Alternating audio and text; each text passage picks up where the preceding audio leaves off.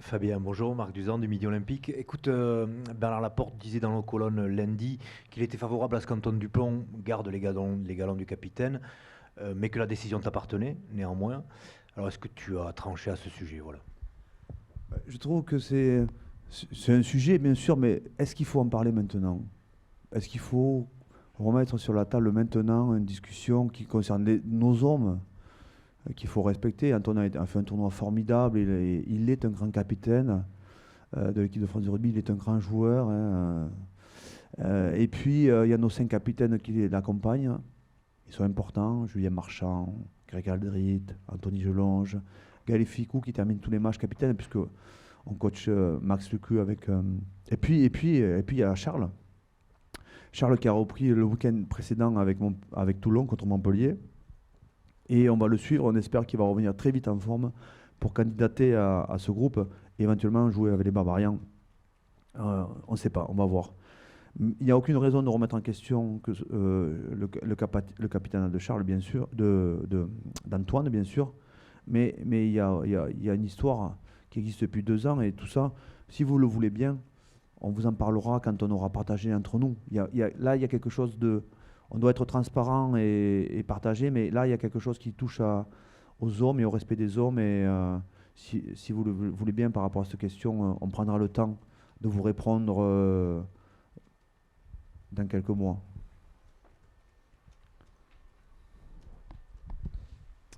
Nicolas Dandry, Actu Rugby. Est-ce que la méthodologie aujourd'hui que vous nous avez présentée, elle est stable ou est-ce qu'elle est évolutive? Et qu'est-ce qui reste? Est-ce que vous avez repéré pendant le tournoi des points à améliorer justement dans cette méthode? On a déjà, pendant le tournoi, on a changé notre version. Moi, j'avais prévu aussi de vous montrer. Bon, il a fait trop de choses. Vous êtes comme mes joueurs, vous avez trop de slides au bout d'un moment, vous n'en pouvez plus. Ils n'écoutent plus mes joueurs au bout d'un moment. Donc, on avait prévu ça aussi, un agenda. Mais en fait, notre version, elle a bougé. On avait une version 6 qu'on a modifiée pendant le tournoi à la version 7. Et la méthode de travail qu'on a, si on peut réafficher le staff, à partir du moment où on travaille en mode projet et on a une puissance exceptionnelle dans notre cellule d'analyse, ça va bouger. C'est certain que ça va bouger. Je ne peux pas vous dire comment parce que des fois, quand je vous dis on cherche des choses, j'ai 2 petites têtes chercheuses qui sont Manu Urdampileta et Jérémy Sheridan. On s'assoit le vendredi et je leur demande de me livrer toutes leurs études. Et chaque fois, il y a des choses qui apparaissent et qui nous font réfléchir et modifier notre méthodologie. Donc c'est certain que ça va bouger. C'est certain que l'objectif est de rester toujours simple sur la feuille de route. Vous avez vu la feuille de route, comme elle est simple. Peu de mots, visualisation, action. Pour le moment, c'est attaque, espace, défense, les hommes. Ça ne bougera pas, ça. Par contre, le contenu, oui, bien sûr que ça va bouger. Oui, bonjour, Léa Léostic pour Sud-Ouest. Vous avez remercié les clubs pour les joueurs qu'ils vous ont fournis pendant le tournoi. Quels ont été vos échanges avec les présidents pendant cette période, et notamment avec ceux de Toulouse et Bordeaux, qui sont peut-être les 2 équipes qui ont le plus souffert pendant cette période? Quotidien, toujours informer les premiers qui ont gardé, qui ont relâché, qui ont sélectionné. Je pensais à Thomas Lombard notamment. La dernière fois que j'avais un échange avec Thomas, il était désolé parce que je lui avais gardé un joueur très important pour son match. Et j'étais désolé aussi, mais j'ai dit, bon, c'est comme ça. Voilà, je suis désolé chaque fois que c'est une injonction paradoxale, c'est-à-dire que c'est fantastique pour le joueur et c'est dur pour le club. Et pour le moment, ça, en tout cas, ce qu'on a modifié aussi dans notre méthodologie, ça c'est important peut-être par rapport au club, c'est qu'on essaie de terminer l'entraînement du mercredi vers 15 h et de donner notre composition d'équipe vers 17 h, ce qui permet aux joueurs d'avoir un arrêt de travail physiologique à 15 h et de pouvoir prendre les derniers trains, les derniers avions pour descendre dans leur club dans la journée du mercredi. Ça veut dire que s'ils jouent le samedi ou le dimanche, ils sont totalement opérationnels. Donc on a avancé ça pour pouvoir libérer ces 14 joueurs qui ont travaillé 3 jours avec nous. Ça, c'est quelque chose qu'on a modifié aussi. Bonjour Fabien, Adrien Corré du journal L'Équipe. Je veux savoir si vous pouviez nous confirmer votre prolongation de contrat comme sélectionneur jusqu'en 2027, et si oui, est-ce que vos adjoints seront prolongés sur la même durée que vous? Merci. Alors, vous confirmez que Bernard Laporte a annoncé la veille du match qu'il allait me prolonger pour 4 ans. Ça, je vous le confirme. Il me l'a dit un quart d'heure avant de l'annoncer à tout le monde. C'était quelque chose qui avait été discuté, bien évidemment, dans le projet. C'est un projet, c'est pas seulement un contrat et une prolongation de contrat, c'est un projet d'abord qui me permet de remercier Bernard Laporte, parce qu'il y a 3 ans, jour pour jour, il est venu me chercher à Toulon, dans ma maison, pour me proposer ce challenge qu'on a co-construit, notamment au départ sur le staff et sur les compétences. Donc c'est quelque chose qui avait été évoqué après les All Blacks. Moi, je n'étais pas pressé. Je vis très bien la situation. Je suis très heureux. Je suis très épanoui dans cette mission. Mais je suis très honoré qu'il ait pris soin de l'annoncer et de le partager. Voilà. Je le remercie pour sa confiance. Je le remercie pour son estime. Je dis souvent de Bernard que c'est pas un président, Bernard. Je l'ai vu évoluer, c'était mon coach quand il m'avait nommé capitaine.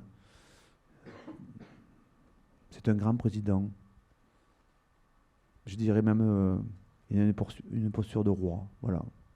Donc je le remercie personnellement et peut-être au nom de tout le staff pour ce geste-là.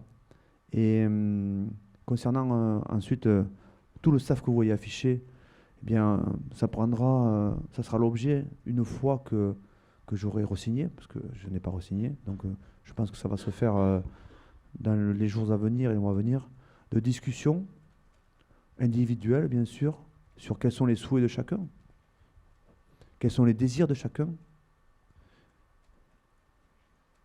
et quels sont les besoins de chacun. Bonjour, Arnaud Coudry du Figaro. Pour rebondir sur ce que vous venez de dire, est-ce qu'au contraire, vous ne craignez pas un relâchement et comment maintenir tout le monde en éveil? C'est juste. Tout est possible. On peut choper le boulard aussi. Non, mais c'est vrai, c'est possible. Jean-Baptiste Lafont, il l'a dit dans sa chronique. Parce qu'il est juste, Jean-Baptiste, il est rigolo. Donc, oui, plein de problèmes nous guettent. Parce que c'est le sport et que, vous voyez, en fait, parce que c'est le sport et que on prévoit tout, mais vraiment tout. On laisse rien au hasard. On a un plan, mais dès que le match commence, le premier blessé et le premier à sortir, le premier coaching que je fais, c'est sur le plan. On arrive sur l'imprévu. Et en fait, la compétition à ce niveau-là, c'est l'imprévu. Donc on se prépare à l'imprévu. Et votre question, elle est juste parce que bien sûr, l'évolution du statut, même si on travaille beaucoup depuis le début, parce que dès qu'on a battu l'Angleterre, il ne faut pas oublier. Il y a plein de choses qu'il ne faut pas oublier. Donc, quand tu avances comme ça, il faut bien regarder et bien cranter ce qui s'est passé. Donc déjà, quand on a construit cette équipe, il y avait beaucoup de questions et de doutes sur où on allait. Nous, on a une vision, mais c'est le sport, donc il n'y a que la victoire qui nous donne raison. Donc nous, on savait où on allait, mais après, on a des intuitions. Sélectionner, c'est ça en fait, c'est sélectionner les bonnes personnes, quoi. Trouver les bonnes personnes pour les faire grandir avec toi, diminuer le turnover. Donc très tôt, après le match face à l'Angleterre, je reprends les travaux qu'on a fait avec Michael Campo, qui est notre psychologue. Très tôt, on a travaillé sur le statut. Parce que si vous reprenez le match après l'Angleterre, vice-champion du monde, on mène 24-0 au bout de 55 minutes, il y a un sujet sur qu'est-ce qui se passe là, qu'est-ce qui se passe, le changement de statut. Donc cette équipe, elle vit depuis le début, régulièrement dans nos séquences de travail en psychologie du sport, eh bien on parle de notre statut. Oui. Bonjour, Jean-Gabriel Bontinck du Parisien. J'ai 2 questions déjà sur la méthode. Est-ce que vous aviez fait un comparatif avec les autres nations? Comment ils fonctionnent? Est-ce que ça se rapproche, notamment les nations du Sud, enfin l'Afrique du Sud et les Blacks? Et l'autre question, c'est sur les joueurs. Par rapport au tournoi 2021, il y a eu 2 paris qui sont 2 gros changements qui sont Melvin Jaminet et peut-être le repositionnement de Moki, la titularisation de Moki en deuxième ligne. Est-ce qu'on peut s'attendre à d'autres paris de ce type-là dans la dernière année là? Alors pour la première question, évidemment, j'ai eu la chance de beaucoup bouger et visiter et donc essayer de voir ce qui se faisait ailleurs. Mais en fait, voir ce qui se fait ailleurs, c'est se cultiver, c'est appréhender, c'est se poser des questions. Mais notre modèle, il est à nous. C'est-à-dire que c'est surtout pas un copier-coller d'ailleurs. Parce qu'on ne les rattrapera pas si on fait comme... Je vous l'ai dit au début, moi ce que j'ai proposé au staff, c'est de couper à travers champ et d'inventer notre propre modèle. Nous sommes des Latins, nous sommes des Français, nous sommes des Gaulois, nous avons des qualités qui sont le French flair et l'instinct grégaire. Ça, c'est le diagnostic. À partir de là, comment on développe? On travaille que sur nos qualités, pas sur nos défauts. Donc notre jeu ressemble à un jeu de Gaulois. Le French flair, l'instinct grégaire, la fulgurance. Voilà, on ne joue pas comme les anglo-saxons. Donc on a inventé un modèle, une méthodologie pour développer les qualités de nos joueurs et les qualités de notre rugby. Surtout pas courir après. C'est ce qui me semble a été fait longtemps et ça ne marche pas. Concernant les joueurs, oui, le vestiaire est ouvert. Tous les joueurs français peuvent rêver un jour rentrer dans le vestiaire et mettre le maillot. Et ce n'est pas nous qui le donnons, hein. C'est eux qui le prennent. Hein. Je leur dis, nous, on s'occupe du vestiaire, on le nettoie, on le fait briller, on met l'ambiance, on fait ce qu'on peut dedans. Mais c'est vous, c'est votre niveau, c'est votre détermination, c'est votre personnalité qui fait que vous allez rentrer dans le vestiaire et prendre le maillot. Donc effectivement, on ne s'interdit rien et on n'interdit surtout rien à un joueur français qui vous avez cité des noms, on pourra en citer d'autres, hein, qui rentrent dans le vestiaire pour revêtir ce maillot. Parce que aussi, c'est un sport de combat, c'est un sport où on se fait mal, c'est un sport, c'est pas des machines. Donc, comme je vous ai donné l'exemple de 2002-2003, il faut se préparer à l'imprévu et j'espère pas, mais c'est possible.